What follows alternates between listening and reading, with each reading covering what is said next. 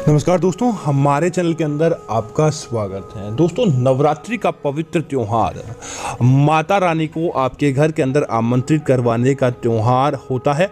और दोस्तों, इन दिनों के दौरान माता रानी उसी भक्त के यहाँ प्रवेश करती है, उसी भक्त के यहाँ आती है जहाँ पर माता रानी का उचित सम्मान होता है और माता रानी के अनुरूप कार्य होता है। हर एक व्यक्ति की कुंडली के अंदर और या हर व्यक्ति के जीवन के अंदर माता रानी का प्रवेश नहीं होता।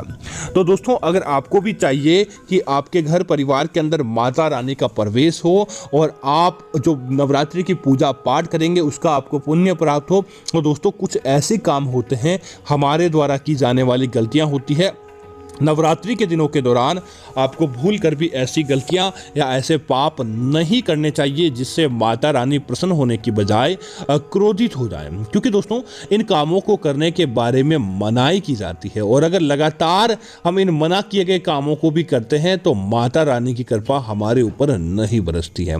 तो दोस्तों, आपके बढ़ने से पहले आपसे निवेदन है, वीडियो को पूरा और अंत तक देखें और साथ ही साथ वीडियो को लाइक करते हुए कमेंट के अंदर जय माता रानी जरूर लिखें ताकि माँ दुर्गा के दरबार के अंदर आपकी हाजिरी लग जाए। दोस्तों, सबसे पहला काम, दोस्तों नवरात्रि अर्थात स्त्री शक्ति आदि शक्ति की पूजा का दिन होता है। तो नवरात्रि के इन 9 दिनों के दौरान बोले या फिर जीवन भर भी बोले तो कभी भी घर की महिलाओं के साथ बुरा बर्ताव करना, बुरा व्यवहार करना या घर की महिलाओं के साथ लड़ाई झगड़ा आदि करना, ऐसा किसी पुरुष का कार्य होता है, उस पुरुष के घर के अंदर भूल कर भी माँ दुर्गा और माँ लक्ष्मी प्रवेश नहीं करती, बल्कि माता रानी उस व्यक्ति के ऊपर हमेशा क्रोधित रहती है और उसकी कुंडली के अंदर कभी भी अच्छी चीजें देखने को नहीं मिलती है।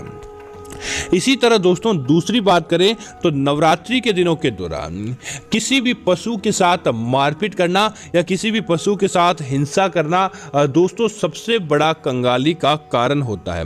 नवरात्रि के दिनों के दौरान अगर कोई गाय, कोई कुत्ता आपके द्वार पर आ जाता है तो उन्हें भगाने और मारने की बजाय आपको उन्हें कुछ मीठा आदि भोग करवाने के बाद ही अपने घर से उन्हें विदा करना चाहिए, ताकि नवरात्रि के फल की आपको प्राप्ति हो और न ही आपके जीवन के अंदर किसी प्रकार का दोष लगे।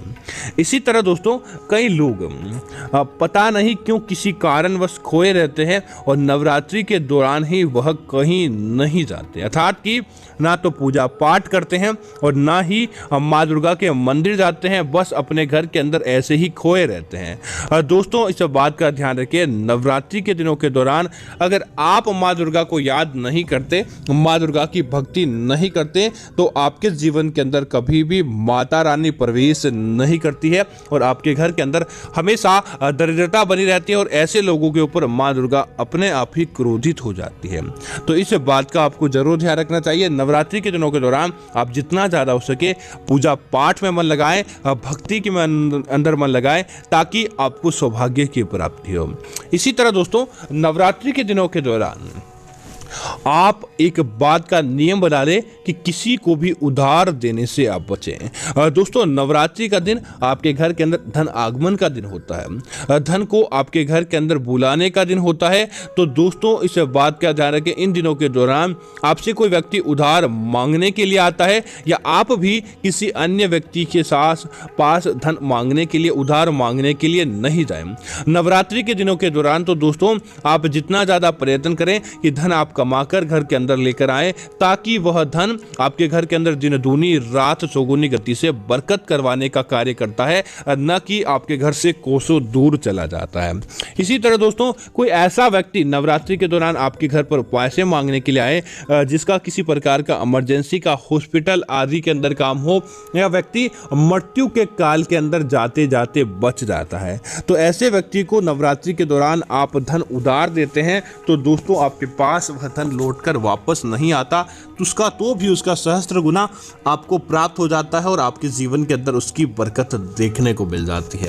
इसी तरह दोस्तों, नवरात्रि के दिनों के दौरान जितने दिन नवरात्रि होती है आपको बाल कटवाना, दाढ़ी बनाना, इस प्रकार का कार्य नहीं करना चाहिए, क्योंकि दोस्तों नवरात्रि के दिनों के दौरान आप नाखून काटते हैं, दाढ़ी बाल आदि बनवाते हैं। इस दौरान दोस्तों इस प्रकार के कार्य वर्जित माने जाते हैं और इस दौरान इन प्रकार के कार्यों को करने से आपके घर के अंदर नकारात्मकता आ जाती है, राहु दोष लग जाता है और माँ दुर्गा के क्रोध का भी आपको सामना करना पड़ता है। इसी तरह दोस्तों नवरात्रि के दिनों के दौरान जितना ज़्यादा हो सके आप सात्विकता का प्रयोग करते हुए आप लोगों के साथ अच्छी बर्ताव रखें, अच्छे तरीके से पेश आए। नवरात्रि के दिनों के दौरान जितना ज़्यादा आप अपने मन के अंदर क्रोध, ईर्ष्या या फिर आप किसी चीज़ को लेकर मोह रखते हैं तो समझ लीजिए दोस्तों आपका पतन उसी समय से हो जाता है। क्योंकि अगर नवरात्रि के दिनों के दौरान अगर कोई व्यक्ति क्रोधित रहता है, किसी अन्य व्यक्ति के साथ लड़ाई झगड़ा आदि मारपीट के अंदर लिप्त रहता है, ऐसे लोगों पर मां दुर्गा हमेशा क्रोधित रहती है। इसी तरह दोस्तों नवरात्रि के दिनों के दौरान खान पान का विशेष महत्व रहता है। नवरात्रि के दिनों के दौरान दोस्तों आपको अपने घर के अंदर या आपके आसपास भी भूल कर भी मांस का सेवन नहीं करना चाहिए और न ही अपने घर के अंदर आपको मांस बनाना चाहिए। मांस क्या, आपको तो नवरात्रि के दिनों के दौरान अपने घर के अंदर आपको भूल कर भी आपको लहसुन और प्याज, इनको दोस्तों तामसिक माना जाता है। जब ये चीज़ें हम खाते हैं तो हमारे मन के अंदर नकारात्मक विचार और एक अलग प्रकार की ऊर्जा का संचार होता है। तो आपको ध्यान रखना चाहिए कि आप लहसुन, प्याज और मांस का सेवन नवरात्रि के दिनों के दौरान भूल कर भी नहीं करें, ताकि आपको सौभाग्य की प्राप्ति हो, न ही आपको दुर्भाग्य देखने को मिले। इसी तरह दोस्तों नवरात्रि के दिनों के दौरान अगर कोई व्यक्ति, साधु, भिखारी या कोई जानवर भी आपके द्वार पर आ जाता है तो दोस्तों आप उन्हें रुपए आदि दे न दें, लेकिन आप उन्हें हाथ का उत्तरदाता अपने कपड़े पहनने के लिए दान कर दें या फिर आप उन्हें अन्न का दान करें, रोटी आदि बनाकर खिलाएं, ताकि आपको सौभाग्य की प्राप्ति होती है। क्योंकि दोस्तों इस धरती पर 9 दिनों के दौरान माता रानी अलग अलग रूपों के माध्यम से धरती भ्रमण पर आते हैं और पता नहीं वह आपके घर के ऊपर किस रूप में आपके द्वार पर आए हो। और दोस्तों अगर आप अच्छे रूप के अंदर माता रानी के सामने जाते हैं और आप उनकी सेवा आदि करते हैं तो वो आपके ऊपर प्रसन्न होते हैं, बल्कि अगर आप उन्हें अपने घर से भगा देते हैं तो दोस्तों माता रानी ऐसे घर के अंदर भूल कर भी प्रवेश नहीं करती है। इसी तरह दोस्तों नवरात्रि के 9 दिनों के दौरान आप जितना ज़्यादा हो सके नशे का सेवन नहीं करें। शराब का, दारू का सेवन तो आपको भूल कर भी नहीं करना चाहिए। क्योंकि दोस्तों अगर आप नवरात्रि के दौरान आप नशे का सेवन करते हैं तो इसे तामसिक माना जाता है, जिससे आपकी सात्विकता खंडित हो जाती है और आपको उसका सौभाग्य प्राप्त नहीं होता है। इसी तरह दोस्तों नवरात्रि के दिनों के दौरान जितना ज़्यादा हो सके माँ दुर्गा के भजन और भक्ति के अंदर ही आपको मन लगाना चाहिए। नवरात्रि के दिनों के दौरान आप भूल कर भी किसी प्रकार के संबंध बनाने से आपको बचना चाहिए, या कहें तो आप ब्रह्मचर्य का पालन करें ताकि आपके जीवन के अंदर सौभाग्य की प्राप्ति हो और आपको अच्छी चीजें देखने को मिले। इसी तरह दोस्तों नवरात्रि के दिनों के दौरान आप एक बात का और ध्यान रखें कि माँ दुर्गा की जब आप पूजा करने वाले होते हैं तब माँ दुर्गा के पास आप चमड़े की चीज़ें या फिर नवरात्रि के दिनों के दौरान जितना ज़्यादा हो सके चमड़े की चीज़ों को उपयोग में लेने से या चमड़े की चीज़ों को काम में लेने से आपको बचना चाहिए, ताकि आपको पुण्य की प्राप्ति हो, न कि किसी प्रकार का आपको दोष लग जाए। इसी तरह दोस्तों नवरात्रि की जब आप पूजा करने वाले होते हैं तब आपको एक बात का और ध्यान रखना चाहिए। आप जब भी आप पूजा करें तब आप पति पत्नी जोड़े के रूप में अगर आप पूजा करते हैं तो आपको कई गुना लाभ प्राप्त होता है और साक्षात माता लक्ष्मी और माँ दुर्गा आपके घर के अंदर प्रवेश कर जाती है। लेकिन जोड़े के अंदर बैठने के बाद भी आपका मन पवित्र रहना चाहिए। अगर आपका मन पवित्र नहीं है तो आप लाख प्रयत्न कर ले, आपको पूजा का फल भी प्राप्त नहीं होता है।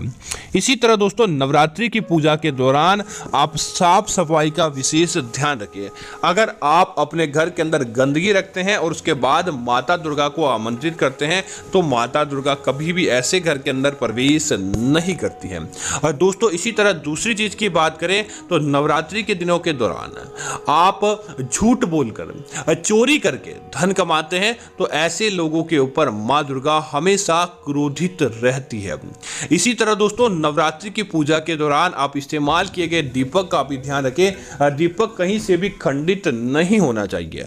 अगर आप पूजा के अंदर खंडित दीपक इस्तेमाल करते हैं तो आपको अपने आप ही बुरे दोष दिखाई देने लगते हैं या माँ दुर्गा आपकी पूजा से प्रसन्न नहीं होते हैं। तो इस बात का ध्यान रखिए, पूजा के अंदर कभी भी खंडित दीपक इस्तेमाल नहीं करें। तो दोस्तों, मैं उम्मीद करता हूं कि यह जानकारी आपको अच्छी होगी। इस प्रकार की अन्य जानकारी देखने के लिए आप हमारे चैनल को सब्सक्राइब करें और साथ ही साथ दोस्तों वीडियो को लाइक और शेयर करते हुए कमेंट के अंदर जय माता दी जरूर लिखें, ताकि ऐसी अन्य जानकारी आपको मिलती रहे। धन्यवाद मित्रों। जय श्री राम मित्रों।